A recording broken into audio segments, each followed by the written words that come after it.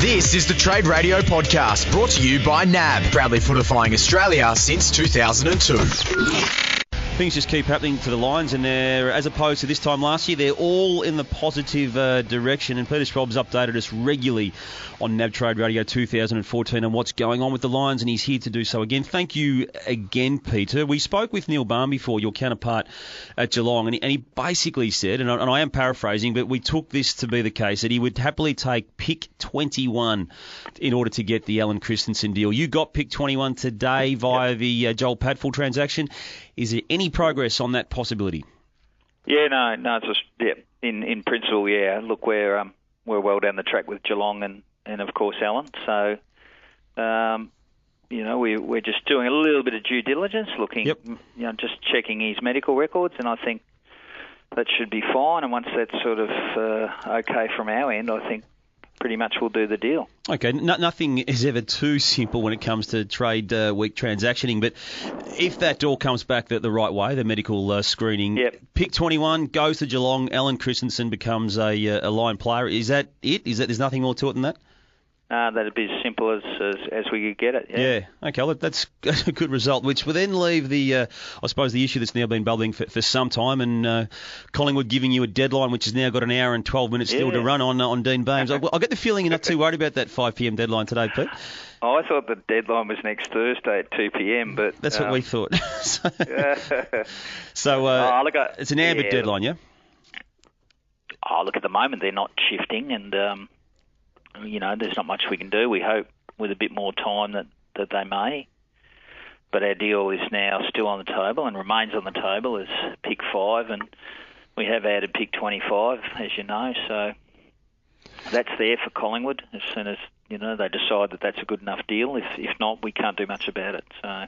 Schwabby, I think the deal in itself is absolutely right. I think it's right on the money. But can you understand Collingwood's aspect of it? And it's not dissimilar to you, where you guys are bringing in, letting go a couple of senior players, but bringing in a couple of senior players. The fact that they just don't want to get any younger with kids. Yeah, no, Terry. I always try and understand it. I think I do from everyone's point of view, because in a negotiation, you usually hoping that each party has a win.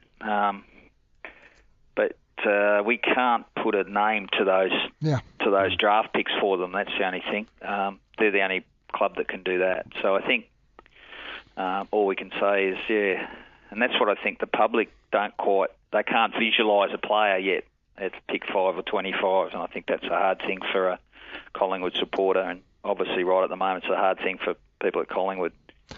Just want to go back to the Alan Christensen situation for a minute. I sort of said before, if this job gets done and it is pick 21, I think it is a massive, massive win for the Brisbane Lions. Yes, you've had to give away a dual best and fairest winner from your football club, but he was somebody that was getting near the end of his time. To actually be able to allow him to get on with his life and do what he wants to do, and still get currency out of him, because if it was 12 months later, I don't think the currency would have been there. To be able to bring a 23-year-old who, if he can get his body right, he should be right at the top of his game, is a huge win. Yeah, look, we think so, and it's never easy, Terry, to lose an experienced player, particularly one like Joel, who's twice won the best and fairest, and this year finished third. I think Joel will play. I think Joel's got the body, he's shown that. I think he'll give good service to GWS. But certainly we've gone for a younger player in a different position, of course. We're happy with that outcome, and it just needs, obviously, the paperwork needs to go through. But I think we can safely say that everything should be okay. We're happy. Yeah. Will you be happy with the outcome if you don't get Beams of your whole trade period? Of course we'd be unhappy, because he's an outstanding player and would add significantly to our list. And we've worked so hard, since the start to try and make that happen. If it doesn't happen, well, we just go back to the draft table with pick 5 and 25 and keep building the footy club. Just on that, Peter, now that you've got 21, has Collingwood requested pick 21 as part of that potential Beams transaction? Well, they did, but it got to the point where, that you need that for Geelong. We needed that for Geelong, and that was that. You know, if you're putting a deadline on something, we had to put a timeline on that, even though we hadn't had it for that long. Do you feel do you feel confident enough to I suppose run the risk of not dealing with Collingwood by the deadline that they've I suppose given to everyone and not just yourself? But I mean, is it possible? I mean, in Beams's thinking right now that if Collingwood was to open serious contact with a GWS or another club, that you might lose him, or do you believe that the commitment he's made to you guys is enough for that to be okay for you right through to 2 o'clock next Thursday? I really can't speak on that behalf. We've sort of been well and truly in touch with Paul Connors about our offer and what we're trying to do.